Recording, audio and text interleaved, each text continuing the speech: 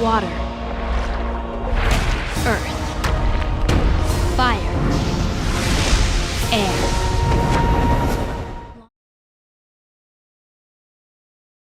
Okay, Aandacht. So come a little closer. I'm gonna do the chatty bits first so that you're not like already warmed up and then you have to listen to my monologues for ages.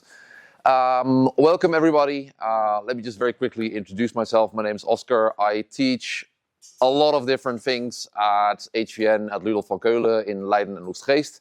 And also online. I do make some historical fencing content and I try and do a lot of different weapons. But ultimately, the thing I keep getting back to is the Langes Messer, according to Hans Lecküchner's fight book, because that shit is just amazing. And lately, I've been thinking about like personal fencing styles. And then I had a very fun idea. I just finished rewatching Avatar: The Last Airbender, and I was like, hey, that is actually quite interesting. So we're gonna try and link this sort of pop cultural reference of Avatar: The Last Airbender with different sort of fencing styles. That's what we're gonna do. Before we actually get going, first off, like it's truly amazing that you all show up in such large quantities. So one more huishoudelijke mededeling. We can actually break out into the rooms in the back, and we probably will have to do that at some point. So keep in mind that you spread out evenly across this room and the back room. This workshop is mostly going to be conceptual rather than very intense physically, so we can do with small spaces, but do keep an eye out for each other because there's a lot of people here, and that means that we have to keep safety in mind there. Now, that said, let's actually get back to the subject matter. Styles. Before we actually get going, I'm quite curious what people here think about when I say a fencing style. What's the first thing that comes to your mind? Raise a hand if you have any idea. What? Offensive or defensive. So, like tactical choices, yes. Preferred distance, close in, or preferred distance, so the word preferences there, yep. Thrusting over. So in this case, we start like preference of certain types of actions over others. Just, yes, certain type of tactical considerations over others. Very good. The word preference comes back here. Does anyone have a different sort of idea of what a style might encompass? Maybe also limitations that you bring along that you need to work with? That's a very interesting one because that's what I was kind of like going for. Because for the purpose of this workshop, ultimately, that's going to be my definition.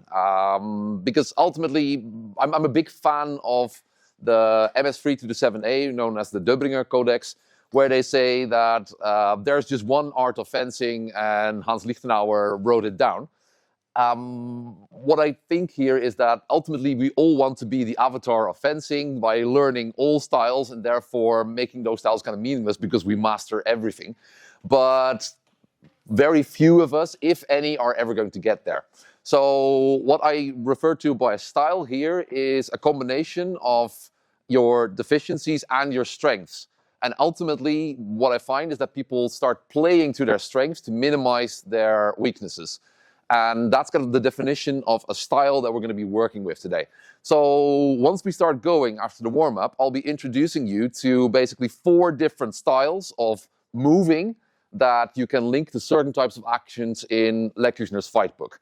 And those 4 styles are going to conform to the 4 types of bending you find in Avatar: The Last Airbender, and that's where the pop culture reference comes in.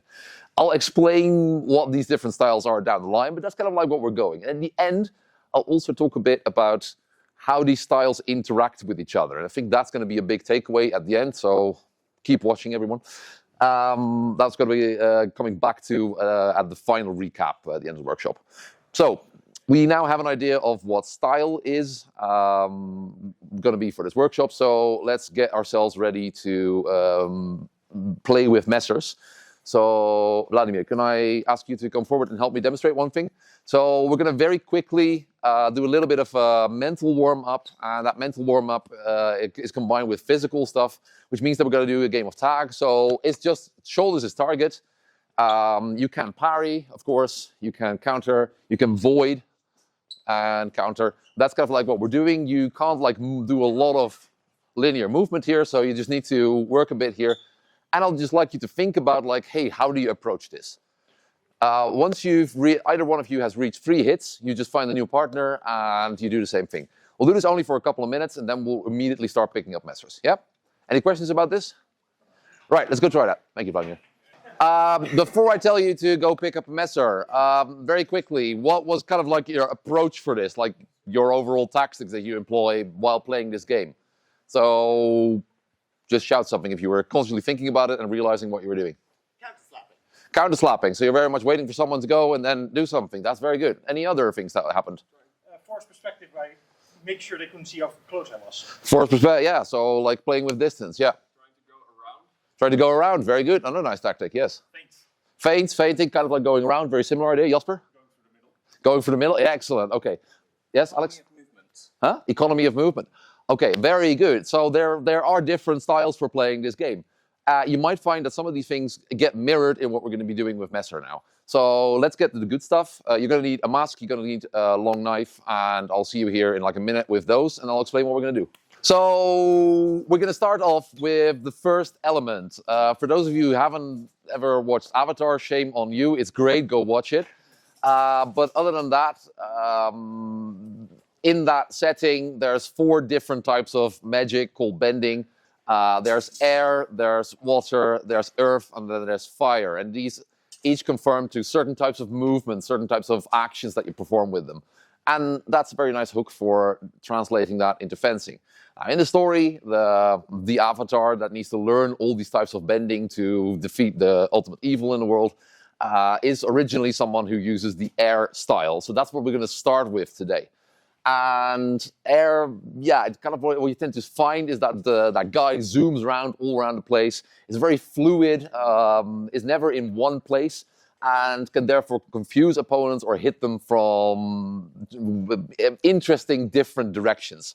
You can do something like that in messer fencing, and actually if you start looking through Lecküchner, there's a lot of stuff there that can work like that. The key here is going to be offline footwork. So I'm going to teach you a couple of things that work with offline footwork, both offensively and defensively. And we'll do that for every style. So we'll start with the air style. And one of the things with the offline footwork that I kind of like is let's first do it offensively because that one's relatively easy to do.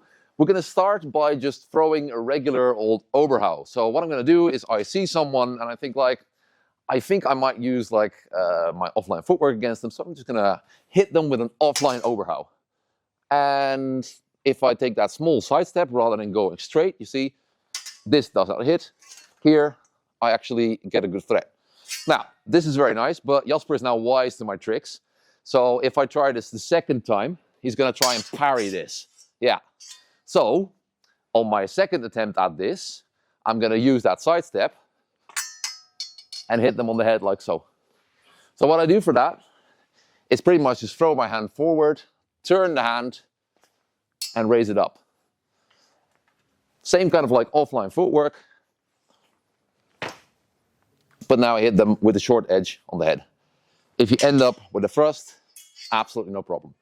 It's the offline footwork that you should be working with. So pretty much instead of walking simply forward, slight side step, correction step, and tap them on the head like so. Any questions about this? Right, find a partner, go try that. Have fun.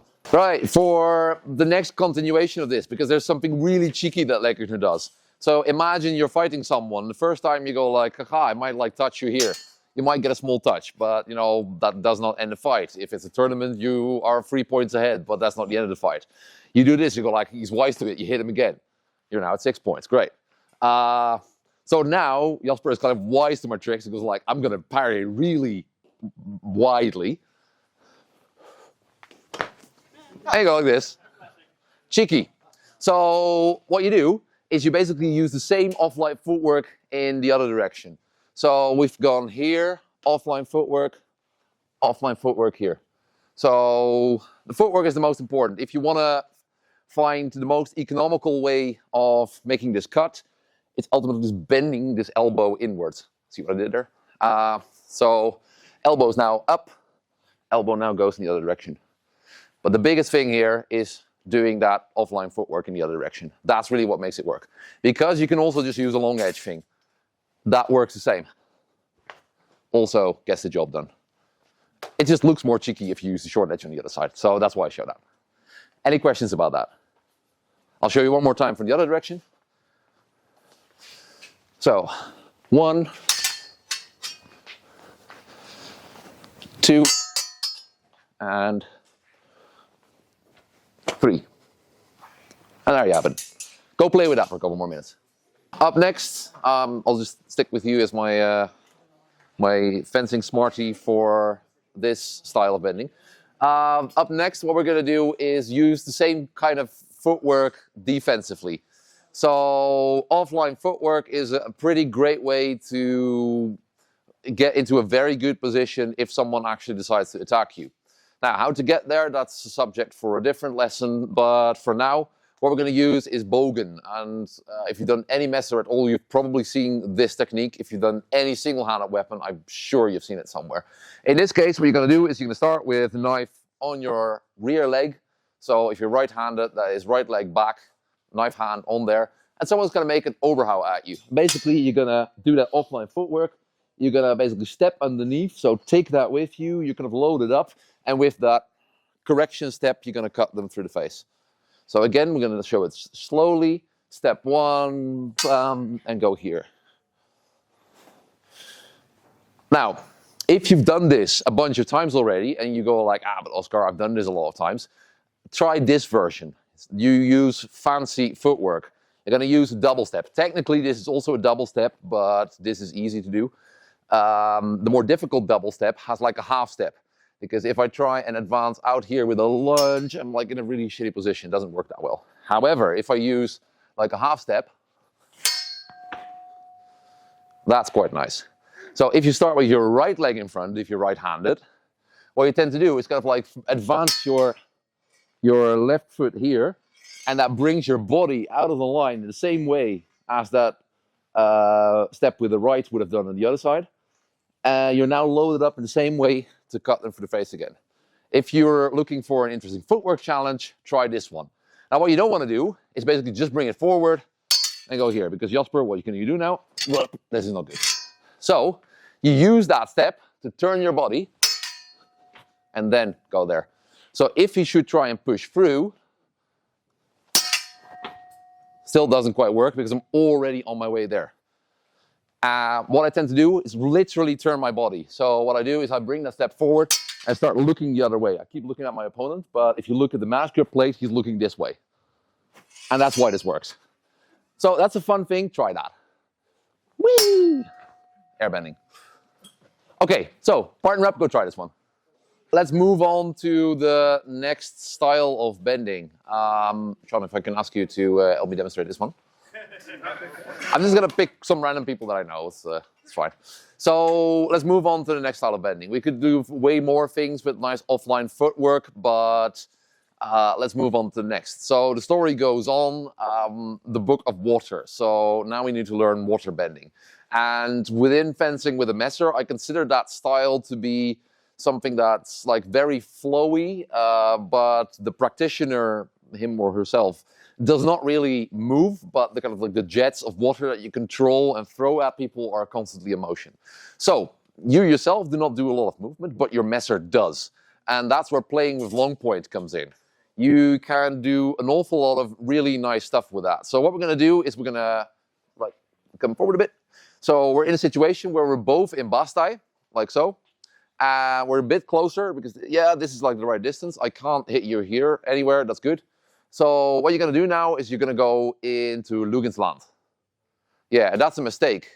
Because while Sean's doing that, I can lean forward, make a small lunge, tap him in the face. So do it again, from Bastai to Lugensland, bam, in that moment. So practice this like 5 times each. Get the right moment in. So you're punishing a mistake here. Now, what you're going to do next once you got that down is whoop, and then someone's going to try and beat down my messer. Whoa, get that thing out of my face. Yes, very good. Now, imagine this being a jet of water, so be like water, my friend, be fluid. So you're going to be able to pretty much do this. And this is basically a Durchwechsel. So what it sets it apart from Zucken is that rather than pulling it back, you're kind of like letting the point drop. And doing a Durchwechsel in Messer is usually facilitated by a movement with the hand that I like to call the latch. So pretty much as if you're turning a latch over.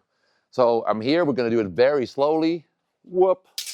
It comes down on it while it's coming down. So let's do that very slowly again. While it's coming down, I basically turn my hand, raise up the elbow, and bring it down back in position. Whoop, whoop, like this. Let's show that one more time fluently. And you have them at the point of your messer again. And that's where we're going to be working with. I'll show you one more time in the other orientation. So first couple times, just setting it all in the face, aanzetten, and then a couple times after, doorwechsel. Practice this, find yourself a partner, go and have fun with it. The next thing that we can do is use this offensively. I'm mostly going to show you because this is a crazy way of doing it and it's a lot of fun. So what we're going to do is we're going to use this as an opening strategy. So I want my partner to start reacting to a long point that I present to them. And I'm going to make very sure that they have absolutely no choice but to pay attention to this huge jet of water that's coming towards them. So we're going to use a technique called das Rad, the wheel. And it basically goes like this. It goes like 1, it goes like 2, it goes like 3, and you want to do something with it, otherwise you're going to get stabbed. So again, we're going to go like 1, 2, 3, and doorwechsel. It's, again, very nice and cheeky. So basically, you just make a huge round cut. Huge round cut number 2. Huge round cut number 3. And as soon as you start parrying it, which for this exercise is on number 3, you're just going to do doorwechsel as we did before. Right, any questions about this? Okay, let's go and try that. Okay, I want to give one final thing that we could be doing, and that's more like a defensive version of this. So one way in which you can, like, what that water bending does, it also allows you to not be there when someone is forcing themselves towards you. So you basically give ground, build up a huge wave and crash down upon them. And one thing that you can actually do for that by looking at Lecküchner is using the Leemstukken, so the laming plays. So what I have is if someone, especially if they have their hands forward a lot, I like to use this. But also if you just make a committed attack and just try and sweep the ground before them to get to you, then what I tend to do is take a step back, cut from below at their hands. If they're having light gloves like Sean here, I'm taking this very gently, of course, but we do it slow.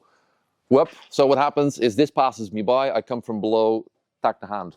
But I might miss, I might just catch a cross guard. So what happens then is I'm ready to do the same thing from the other side. So if he comes with the left, I cut with the short edge. And I can keep doing that almost indefinitely. So in order to make this work here, I'd like you all to operate in this orientation, from that side to that side, so you can do a little bit of back and forth walking. So you can do it at least twice in a row. So whoop, whoop, like so. Does that make sense? Right, so operate in this orientation. And also, I think there's a little bit more space over there, so if you feel like it's still not working, we can spread out. Enjoy. What we're going to be doing next is moving on to the next style of bending. So we've had air, we've had water, it's now time for the Book of Earth. So what we're going to be working with is mostly binding. So I'm going to say this right here, right now. There is no kriek in Bazingzee, and if you get that reference, we can be friends. So we're going to be learning a nice little trick to force a bind upon someone. So what we're going to do is, what makes binds work, what forces them on people, is actually trying to cut through them. There is a bit of a practical problem with that, though. So if I try and cut through Nick like this, there's a real possibility that if he doesn't get the parry all right, I might have to find a new training partner. So instead of going like, wham, full strength, what I tend to do is actually do that a bit slower. So instead of having all that impact straight away into my partner, I tend to just spread that out over time. So you spread the force out. There's still pressure though, so the pressure is still there. It's just not all at once, but spread out over a little bit of time. Now what my partner is going to do to check whether I'm doing this correctly is they're going to make a bad parry. So for this exercise, you have to make a bad parry. Normally, I would not recommend that, but for this case, you just parry it just in front of your face so that it can impact your mask if your partner does it correctly, but it will not lead to concussions if you do multiple repetitions of this. So what it's then going to look like is this. A little bit more of a bad parry, Nick, so a little bit more here, so that if I make that pressure here, I can touch the mask. This will allow me to figure out whether I'm too much in front, no, or over the head, also no, and instead in the face. So that's what we're going to practice first. Find yourself a partner, try and practice pushing the edge of your knife into their face. Yep. Okay, let's go play with that. Another thing that you can do from this is if someone also tries to like get a good bind against you, then suddenly very interesting things start happening. So how do I recognize that someone is giving that same kind of bind? Well, of course, you feel that. However, if you've never done that before, you don't know what it feels like. So it's supremely unhelpful if the manuscript tells you to do that. But there is a very neat trick. So how can I tell that my edge is going towards their face and their edge is going towards my face? I can actually take a moment here to observe. So what I do is I'm going to have a look here. I'm going to, of course, make sure that I'm grounded, feeling the earth like you have with earth bending, because that's how you put pressure on someone. But I'm going to look, does my edge go towards my partner? And that means if I see the back edge of my messer and no sides, that's good, because if they then take it away, this happens. This is good. Now, I'm going to also observe, do they actually have like their long edge going towards my head? Because if that is the case, if I were to take it away gently, it would end on my head. Now, this feels very intense, but this is actually the safest place you're ever going to be if you're in a messer fight. Because here is some sort of mutually assured destruction. We're both grounded, we both have good structure here, and we're both pushing the edge into each other's face. That means that if either of us does something stupid, like trying to do abnemen, we immediately get a hit. So how do you break this deadlock? That's where the winding comes in. Here. So I'm going to do that slowly. I'm going to set this up again. So I'm going to cut at my partner from above, and they're going to match me with the same kind of cut. Check, check. Back edge, their edge, no sides, good. That means I can do this. What I do now is basically just push my hand up, strong towards weak. Again, this is earth bending, you're well grounded, so you need to make sure that your hand ultimately has a kinetic chain all the way leading down into the ground, meaning you should stretch your arm, not overstretch of course, but bending it like so, ironically, is a bad idea. So instead, outstretch arm, strong to weak, and then I can just walk in and stab them like this with the winding. Right, one more time from the other side. We come in, make the Oberhau. First, we check, we well grounded, yes. Back edge, check. Front edge there, that means I can do that. If the front edge is not here, I can try to wind, but it's not going to work. So, take that moment to check. Yep, okay, stretch arm, and then we wind. Go play with this. We're going to move up a little bit, do a nice follow-up to this. Just to quickly recap, because I failed on the recording, we're doing fire bending, which is basically all about aggression. And what you want to do really is key here to get that first Entrustau in. So very much put your thumb on the flat and go wham here to follow up. Now, if someone does that to you, what's probably going to be the first thing you want to do? Yes, you start running. So if one of the things that you find happen a lot is that someone starts running away, and that is actually a grave mistake because you now have opened yourself up to become a pretzel. So I'm going to show you how to properly pretzelify your partner. So the situation is basically as follows. Like I've got the jump on Christian. I've managed to do a very nice little kind of like Entrustau here, and I'm trying to reach for this arm, and what happens is you take a step back. I'm going to go like, damn it. This is okay.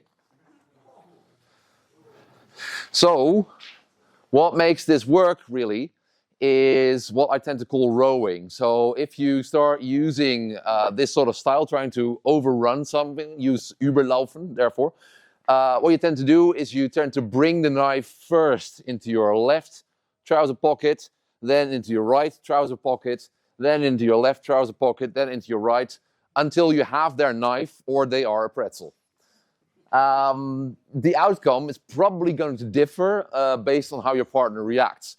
Absolutely no problem there. But as long as you keep in mind that the first Entrustau should be really committed. Dangerous, my partner now takes one step back, meaning that you bring it to your left pocket. you bring it to your right pocket. Hey, I've got the point on them. That's nice. And also, let me save my shirt here. Yes. Now, you might also find that if you do not make it into the gewapnet hand here, but for instance here, this is also still an option. So a lot of those 25 plus variations you have on this are just like different things that happen if you consistently apply this rowing. So that's just two things that you do. You aggressively row your opponent into a pretzel. One last time in the other direction. So make sure you get this. Get very close with your entrustouw. Otherwise, this is not going to work. I might not make this. Row, row, and keep going until you got them. Right. Oscar? Yes. How does this work, righty versus lefty? What I would suggest, because we're doing a grappling thing now, if you do this cross-handed, your coach in his exercise is going to mirror your hand. So if you're right-handed, they are right-handed. If you're left-handed, they are left-handed. Cross-handed grappling works, but gets really freaky. And best, like on the short notice that we have now, not to dive too much into that. So it's a very good question, but just mirror each other for now. Yep. Right, let's go try that. Have fun. Right. So we're almost at the end of the workshop. We have about 10 minutes left. So now you've gotten a taste of 4 different styles of fencing that you can directly take from Lecküchner's fight book. And you might have noticed that these correspond to something that you might already do. So let's first go over the 4 styles, recap them a bit, and see what was crucial to them. So can anyone tell me, like that air style, what was the thing that made that work? What was important there? Yes, offline footwork. Very good, you got that. And then the water style, what made that work? Fluidity, a long point, something else? Durchwechsel. And of course, you like also avoid any direct confrontations, right? So you move away and then fall on them. Then we have earth bending. Like, what was the big thing there, earth style? Stability, structure, binding. Good. And then finally, fire style. What works with that? Yeah, basically get that kind of energy. Good. Yes, the entrustouw, but especially with this entrustouw is going to fuck you up. That's a very good one. Now, you might find that this kind of already gels with something that you already do. You might have some strengths that you want to play to by doing one of these styles. It might fit something that you already do. And here's the neat thing. These styles actually make for a tactical wheel. They're actually pretty good at countering each other. So, what we're going to work with that out a little bit is we're going to do a choice drill where we are going to try and apply that tactical wheel. I'll explain it first, so since we're going for it anyway. So what you have is that if we start with someone doing air, so they're trying to do a lot of offline footwork, trying to go around me quite a lot, you can counter that by water. So by going very direct and fluid. Right? So someone tries to move around me, so they try and move around me. I avoid that until the right moment comes to directly assault them with long point. The more I get drawn into this, the more that offline footwork is going to mess me up. But if I don't commit, draw them into me, wait for the right moment to stab them, that counters that. So water counters air. Now, then air starts countering earth, because if Christian wants to be grounded, wants to go for a bind, what I tend to do now, I just go offline. Where's your bind now? So air is very good at countering earth in that sense. Not very lore accurate in any way, but this is like where we make it more conceptual by fencing. Then earth is very good at countering fire, because what tends to happen is if someone tries to now make an entrustouw at me and I don't panic, I just go here and just apply the bind to the other side when they go around. I stay here. I have a very nice schnitt, and I can do all kinds of nasty things right now. So structure beats aggression or strength, which is very nice. And then finally, fire is very good for beating people who tend to like move backwards. It kind of like defeats that someone's drawing you in by just going all over them at once. It requires good timing. Well, what tends to happen if someone is basically trying to cut my hands all the time? So, well, going backwards, Christian. We're going backwards. Yep. and then coming in here and then going over. So I find the right moment to just go all over them so that their avoidance tactics do not work anymore. So there you have it. You have air or water beating air. You have air beating earth, earth beating fire, and fire paradoxically beating water. Well, Greek fire, I suppose. So what we're going to do now for this choice drill is basically your partner is going to announce that they're going to attack you in one of these 4 styles. And that's going to be your last exercise. They're going to announce, I'm going to attack you in earth. So you're going to do earth. And I'm going to do offline footwork and make a counter to that. You can do things that we did in this workshop or other things that you already know that fit these styles. And I'd like you to just play around with it a bit so that we have something to discuss in a moment. Yeah? So partner up, go try this for a few minutes and then we'll have a wrap up at the end. Alrighty, so come a little bit closer so you can all hear me. I don't have to shout all that much. Emphasis on that much. So I see people coming in for the next workshop, so we're gonna wrap this up. So what we've done so far is taken the 4 styles and then see how they interact with each other. How did that go for us? Did we find that, what were our observations when we pit these against each other? Fire, you actually have to be in full gear for it to really work, because if you don't really mean it, Of course. So take this exercise home. It's just like, this is very conceptual, right? Like take it home, work with it there. That's an important thing, yeah. Either works brilliantly, or you walk onto somebody's point. You walk onto somebody's point, yeah. One of the things that you should be noticing if you work with this a little bit more is that if you actually use the right style to counter another, then you should have quite a good time of it. So where this becomes relevant is if you are at a certain level, and the level where both you and your partner are roughly equal in size and strength, in speed, in technical ability maybe. And then you find that if they have a certain style, certain preference for doing some things, that there is like an opposite style that kind of like counters it. That's where this becomes relevant. So, and that's interesting on like a meta fencing level, because what tends to happen is that we all have one style that fits us a little bit more, that gels with us a little bit better. And if it so happens that you're fighting someone whose style of choice actually counters yours, you're sometimes going to end up running into a wall, so to speak, not being able to do a lot against that. And that's actually interesting for me to look at personal fencing styles in Messer in this way, because this also allows you to prioritize what you want to work on. Because if you pick a style that's on that tactical wheel, right, that you find, say, let's next level you demonstrate for a moment. Say you very much like, let's get a random example. You like earth, you like to wind a lot. I don't know how I came up with that. So what tends to happen is if someone wants to do that with me and I'm better at it, I always win. If I have someone who just uses aggression, I tend to win a lot. However, if I have someone who uses a lot of offline footwork, I run into a wall. So if I now pick the opposite thing on the tactical wheel to work on, which would be now water, then I have something to counter what counters my preferred style. So if sideways footwork counters my preferred style, I go like, I run into this, damn it, switch styles, I'm gonna go like avoid now. So I'm gonna use water now. And that's where this could be very interesting for you. So if you notice like, hey, I run against a wall with some opponents, think about it like, hey, what is that thing, that style that causes me to, for my preferred way of fencing to not work? And what sort of opposite thing in a tactical wheel can I use against that? Does that make sense? Okay, very good.